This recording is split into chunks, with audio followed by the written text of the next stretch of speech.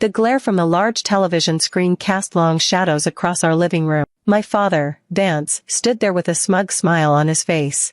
He gripped his heavy leather Bible in one hand and the TV remote in the other. He looked completely sure of his victory. Next to him on the sofa sat my mother, Cordelia. She held a handkerchief to her face, crying softly and pretending to be deeply heartbroken over her bad son. My parents thought they were playing the tape that would expose me as a criminal and justify throwing me out on the street. They had no idea they were clicking play on the absolute destruction of their own marriage. If this story touches you, please don't forget to support our channel by hitting that subscribe button, dropping a like, and sharing it with the people you care about. I stood perfectly still near the door, my arms crossed, watching the screen as the video player loaded a file named driveway_cam_04.mp4. For the past several months, I had been treated like an outcast in this house. I was the disappointment who could never meet the impossible standards of my deeply religious, wealthy family. Now, they thought they finally had the proof to destroy me. But I didn't shake or beg for forgiveness. I just stared at the screen because I knew the truth. I knew that the footage on that tape was going to burn their hypocritical world straight to the ground. To understand how a 20-year-old college student ends up being interrogated by his own parents like a criminal, you have to understand my family. My father was a major real estate developer and a leader in our local church.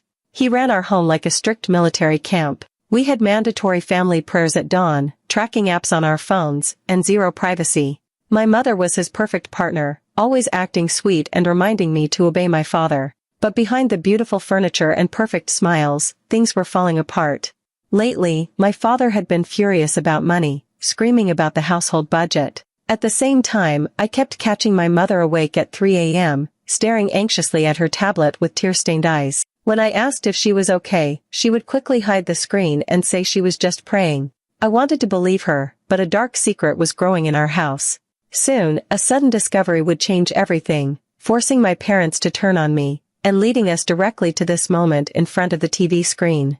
6 months before that tense moment in front of the television, our home felt more like a beautifully decorated prison than a place to live. To the outside world, my father, Vance, was a highly respected real estate developer and a shining pillar of our local church community. He built a reputation on absolute perfection, and he expected his family to mirror that image every single day. Inside our house, he ran things like a military dictatorship disguised as a holy sanctuary. Every morning began at exactly 6 o'clock with mandatory family devotionals, where Vance would lecture us on purity, obedience, and the dangers of the secular world. If I sat up too late studying, missed a morning prayer, or questioned his rules, it was treated as a major sin. He installed tracking software on my phone, monitored my internet usage, and kept a strict log of my college schedule. Love in our household was never unconditional. It was a reward given only when I surrendered my freedom and fell perfectly in line with his demands. My mother, Cordelia, played her part flawlessly as the fragile, submissive matriarch. Whenever Vance finished yelling at me for a minor mistake, she would pull me aside, her voice dripping with artificial sweetness, and remind me how lucky I was to have such a holy, God-fearing father to guide me. But as the weeks went on, the walls of our perfect fortress began to crack, and I started noticing things that did not add up. Despite his massive income from his commercial real estate projects, my father began having sudden, unprovoked outbursts about our household finances. He would sit at the dining table, aggressively highlighting bank statements, and slam his fists down while screaming that we needed to cut back on groceries and utility usage immediately. It made no sense for a wealthy man to panic over minor bills, but whenever I asked about it, he would snap at me to mind my own business. At the same time, my mother's behavior grew increasingly erratic. I began finding her awake in the dead of night, pacing the kitchen floor with a pale face and bloodshot eyes. One night, I walked in on her having a full panic attack over her tablet, her hands trembling violently as she frantically refreshed a web page.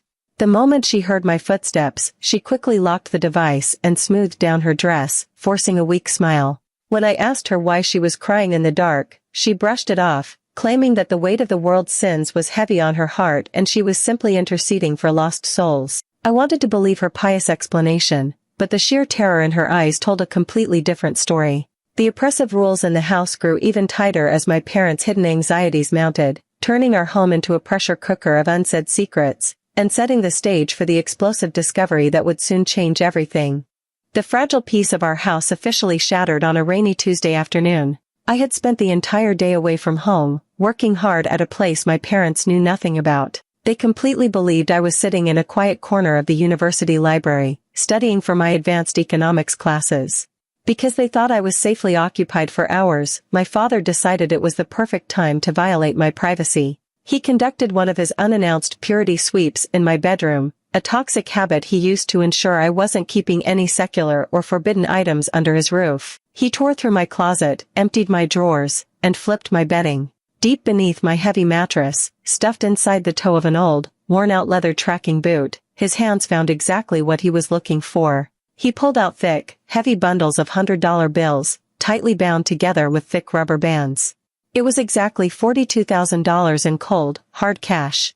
When I finally unlocked the front door and stepped into the grand foyer, I didn't even have time to take off my backpack before the ambush hit me. My father was standing at the top of the stairs, his face bloated and red with an aggressive, self-righteous fury. Before I could even say hello, he charged down the steps, raised his arm, and hurled the heavy rubber-banded stacks of $100 bills directly at my chest. The bundles hit me hard, snapping apart upon impact and scattering across the polished hardwood floor, sliding against my shoes. He didn't ask for an explanation. He immediately began roaring at the top of his lungs, accusing me of drug distribution, working with dangerous cartels, and bringing demonic corruption into his holy household. He screamed that I was a criminal who was going to ruin his reputation in the church and the community. I stood there in absolute shock, looking down at my hard-earned savings spread across the floor. I desperately tried to calm him down, raising my hands and begging him to just listen to me for 1 minute. I told him that the money was entirely clean, legally earned, and that I had a perfectly logical explanation for how I got it. But my voice was completely drowned out by my mother. Cordelia suddenly dropped to her knees right there on the floor, burying her face in her hands and weeping hysterically. She started screaming that her only son had sold his soul to the devil for blood money, loudly mourning the loss of my character. Every time I opened my mouth to defend myself or explain my job, she would scream louder, completely refusing to let me speak a single word. She acted entirely heartbroken, using her dramatic tears to fuel my father's growing rage and ensure that he wouldn't listen to a single shred of logic. In a matter of seconds, my own parents had completely turned on me, branding me a monster in my own home without giving me even a fraction of a second to tell them the truth. My father did not waste any time punishing me. Before the cash even cleared the floor, he snatched my car keys right out of my hand and explicitly told me that my college fund was completely frozen. He then gave me a terrifying ultimatum. I had until sunrise to confess exactly where the rest of my drugs were hidden and hand over a list of my buyers' names. If I refused to talk by morning, he promised he would personally call the police, hand over the $42,000, and watch them drag me away in handcuffs.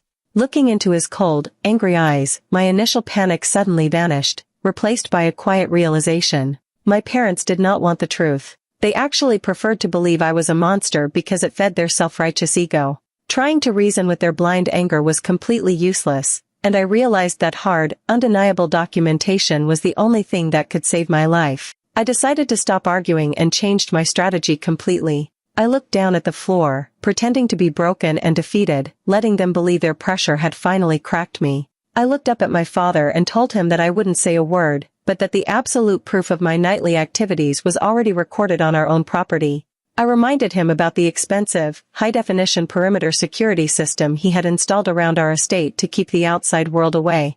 I told him that if he wanted to see exactly who I was meeting and what I was doing every single night, all he had to do was look at the driveway camera logs from the past few weeks. My father's eyes lit up with an ugly, triumphant look. He was eager to get his hands on concrete video evidence of my apparent crimes, imagining how he could present it to his church board as proof of his strict, godly parenting. He demanded that we march into the living room right that second to play the external driveway files on the main television screen. He thought he was walking toward my confession, but he was actually walking right into the digital trap I had carefully laid out for him. To understand the reality of my secret life, you have to look back over the past year. My parents truly believed I was climbing the ladder of traditional academic success, but I had quietly dropped out of my prestigious university courses months ago. I realized that a business degree would be completely useless when our family was secretly standing on the edge of a massive, unseen financial cliff. While my father slept soundly in his massive suburban home, believing I was a lazy college student, I was living an entirely different life under the cover of darkness.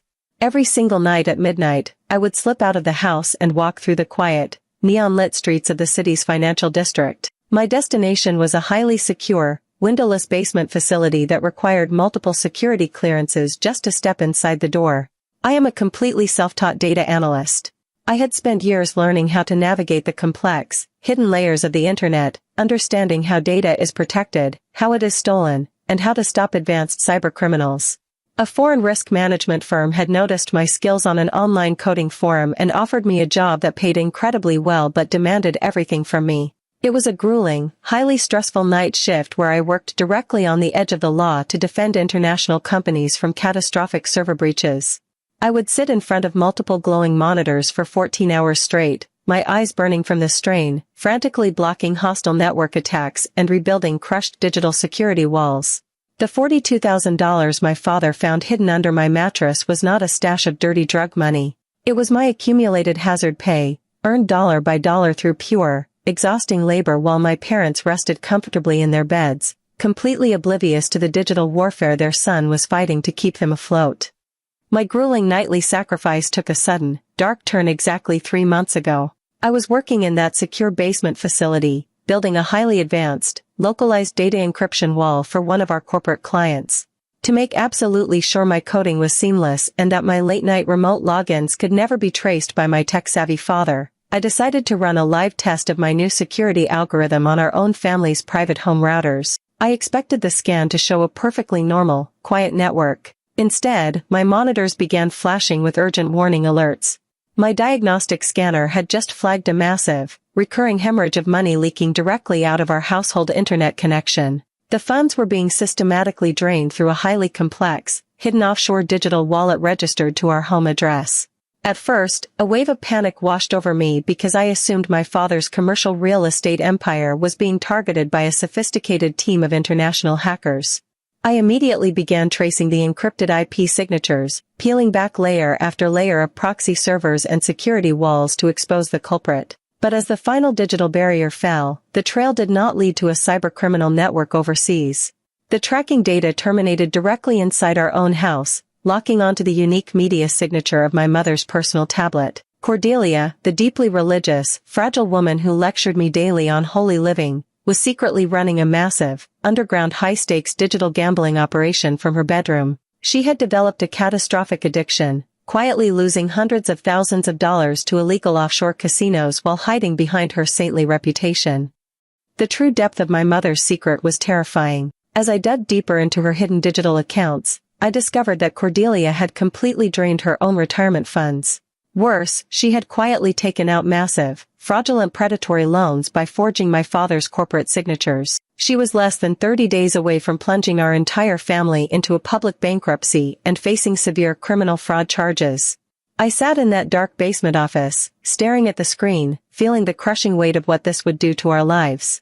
If my father found out, his explosive, fragile pride would cause absolute devastation. He would launch a violent, messy divorce, and our family name would be completely destroyed in the community. Even though my parents were cold and oppressive, she was still my mother, and I could not just stand by and watch her life end in a prison cell. I made a silent, painful choice to carry this heavy secret alone. I did not say a word to anyone. Instead, I began using my high-paying night shift bonuses to quietly intercept her violent, back-alley digital creditors. Every time a loan shark threatened to expose her, I used my anonymous technical access to pay them off, one by one. The $42,000 under my mattress was not for myself, it was my liquid reserve, saved up to make the final, massive lump sum payment to clear the remaining debt before the month ended. Cordelia knew someone was magically paying off her debts from the shadows, but she had absolutely no idea it was the very son she was currently framing and throwing under the bus to save her own skin.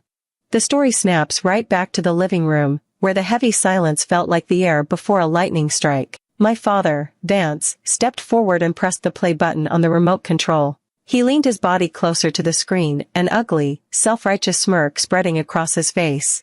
He was fully expecting the video to show sketchy vehicles, drug couriers, or shady characters handing me heavy bags of contraband right in our immaculate driveway. Instead, the timestamp on the high-definition security footage clicked over to exactly 3:15 a.m., and a sleek, black luxury corporate town car smoothly pulled up to the curb.